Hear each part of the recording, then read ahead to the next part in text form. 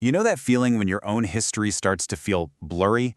Like the memories that really make you are getting a little harder to grab onto? Well, this whole explainer is about that exact feeling, a journey that kicks off when you feel a bit lost in your own life. So, our story starts right here, with this feeling of being disconnected. A bit lonely, even when you're surrounded by people. It's this deep need to reconnect, not just with someone else, but with yourself. And then, out of nowhere, something really weird happens. A train ticket to the future.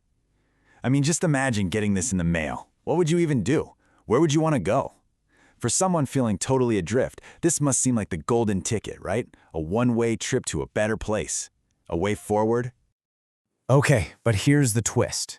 What if the real path to figuring out your future isn't about blasting off into some unknown tomorrow? What if you actually had to go backward first? And that leads us to the first big aha moment of this whole journey, the idea that to really move forward, we've got to look back. So our protagonist, ticket in hand, makes their way to the train station.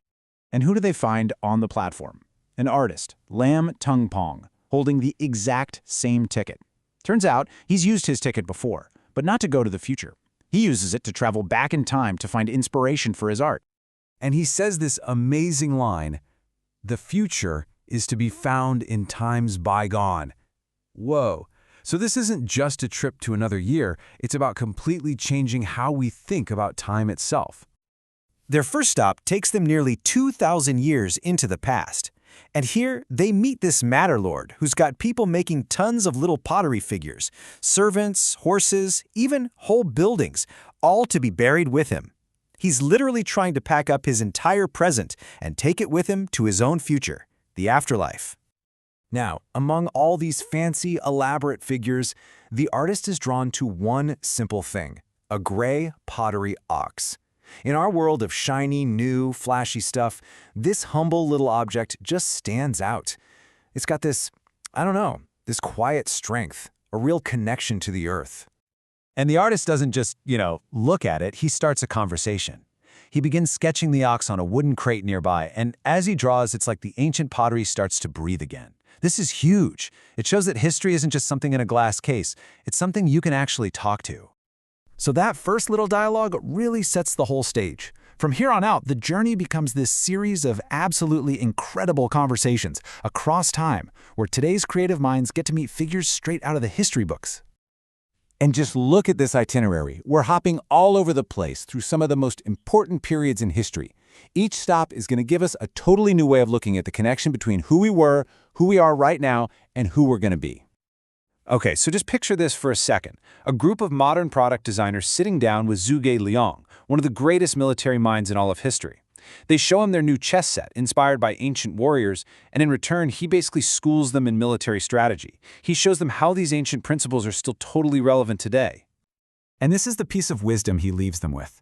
It's kind of the perfect summary of this whole journey, isn't it? The past isn't some other place. It's the road we're walking on this very second. All right, let's fast forward to the Tang Dynasty, 730 CE. A modern ceramicist is just chatting with the local shopkeeper about what's considered beautiful. And this conversation just blows the lid off how much our ideals can change. The shopkeeper is completely baffled by our modern standards. The idea that being skinny is a good thing? It's such a powerful reminder that the things we value aren't set in stone. They're just a product of our time. So now, the journey brings us way closer to home, focusing on the more recent history of Hong Kong. And this is where history stops being abstract and becomes intensely personal, tied up in the sights, the sounds, and even the tastes of a place people love. In the fishing village of Tai-O, we get to see this ancient process of making salted fish. And this isn't just some recipe, it's a memory. Food has this unbelievable power to connect us to a place, to a community, to the simple things in life. It's literally a taste of history. And we're back with our artist guide, Lam Tung Pang, watching him sketch his hometown Sha Tin.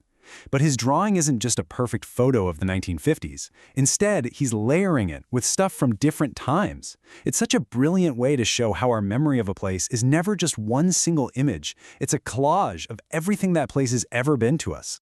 So all of these incredible meetings with the strategist, the shopkeeper, the fisherman, the artist, they're all leading to one single powerful idea. The final leg of our journey isn't to another time period, it's to a whole new way of thinking. And here it is, the big realization. Our past is not over. It's not something dead and gone, stuck in a history book. It's a living, breathing force that's flowing through our culture, our cities, and right through our own lives. And with this new understanding, our protagonist returns to the present and rips that ticket to the future right in half.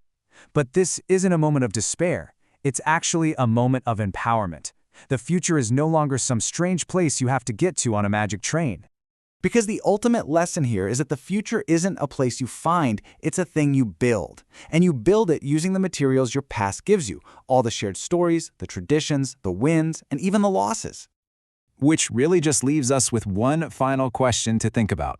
This journey we've been on, it's not just some story. It's kind of like a mirror. So take a second and really think about it. What parts of your own history are alive and well in your present? And how is that past building the future you're walking into right now?